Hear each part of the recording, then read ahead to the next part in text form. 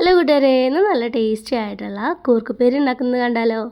അപ്പോൾ കൂർക്കുപ്പേരി ഇഷ്ടമുള്ള കൂട്ടുകാരൊക്കെ ഉണ്ടെന്നുണ്ടെങ്കിൽ ഒരു കുഞ്ഞ് ലൈക്ക് അടിക്കണേ.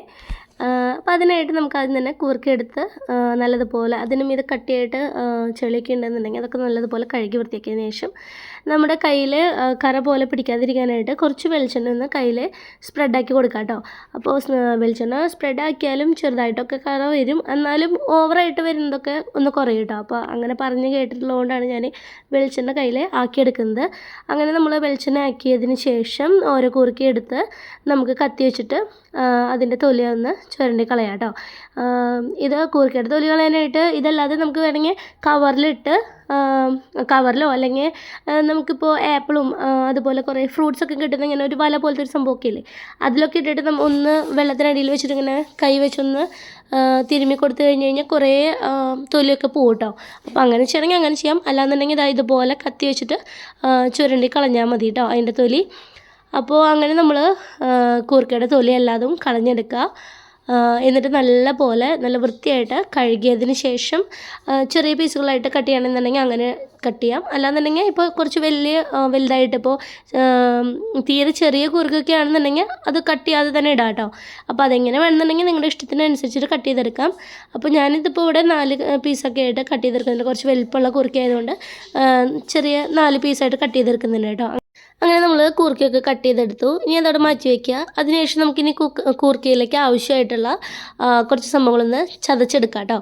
അപ്പോൾ കട്ട് ചെയ്തിട്ടുണ്ടെങ്കിൽ അങ്ങനെ ഇടാം. ഞാനിപ്പോൾ കല്ല് വെച്ച് ചതച്ച് ഇടുകയാണ് ചെയ്യുന്നത്.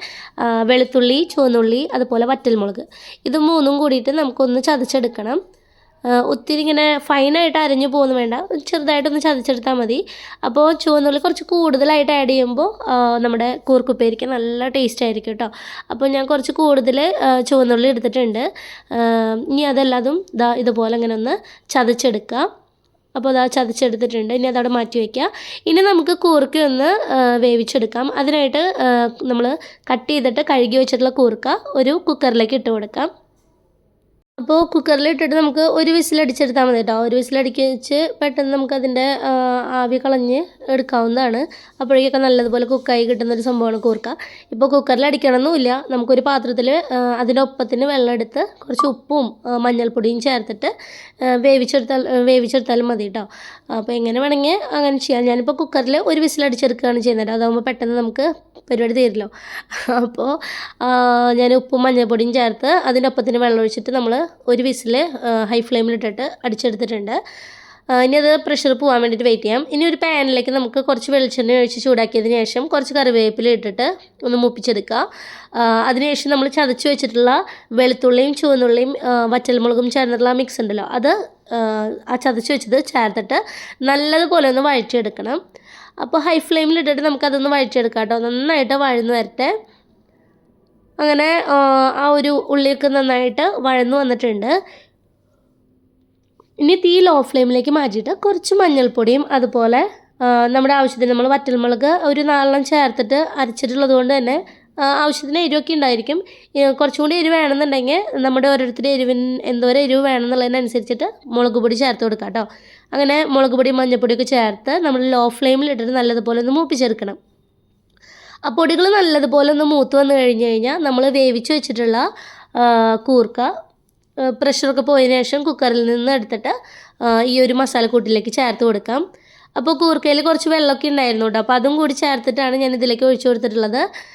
ഇനി നമുക്ക് ഹൈ ഫ്ലെയിമിലിട്ടിട്ട് അത് ആ മസാലയായിട്ട് ചേർത്ത് നല്ലതുപോലെ ഇളക്കി യോജിപ്പിച്ചിട്ട് ഉപ്പ് കുറവുണ്ടെന്ന് തോന്നുകയാണെന്നുണ്ടെങ്കിൽ ഒരല്പം കൂടി ഉപ്പും കൂടി ചേർത്ത് കൊടുക്കാം.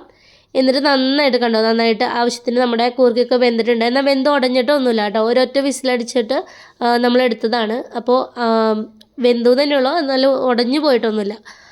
അപ്പോൾ നമ്മുടെ കൂർക്കയുടെ അതൊക്കെ നന്നായി തിളച്ച് വന്നിട്ടുണ്ട്. വെള്ളവും കുറച്ച് വറ്റി വന്നിട്ടുണ്ട്. അപ്പോൾ ഞാൻ വെള്ളം അധികം അങ്ങനെ ചാറ് പോലെ അല്ല ഉണ്ടാക്കുന്നത്, വറ്റിച്ചെടുക്കുകയാണ് ചെയ്യുന്നത്. അപ്പോൾ ആ വെള്ളമൊക്കെ അതിലിങ്ങനെ വറ്റി ഡ്രൈ ആയി തുടങ്ങിയിട്ടുണ്ട്. പിന്നെ ടേസ്റ്റ് നോക്കിയപ്പോൾ കുറച്ച് ഉപ്പിൻ്റെ കുറവുള്ളതുകൊണ്ട് ഞാൻ ഒരല്പം ഉപ്പ് കൂടി ചേർത്ത് കൊടുത്തു കേട്ടോ. അങ്ങനെ നന്നായി ഇളക്കി കൊടുത്ത് ഒന്ന് ഡ്രൈ ആക്കി എടുത്തു കഴിഞ്ഞാൽ നമ്മുടെ കൂർക്കുപ്പേരി റെഡിയായി.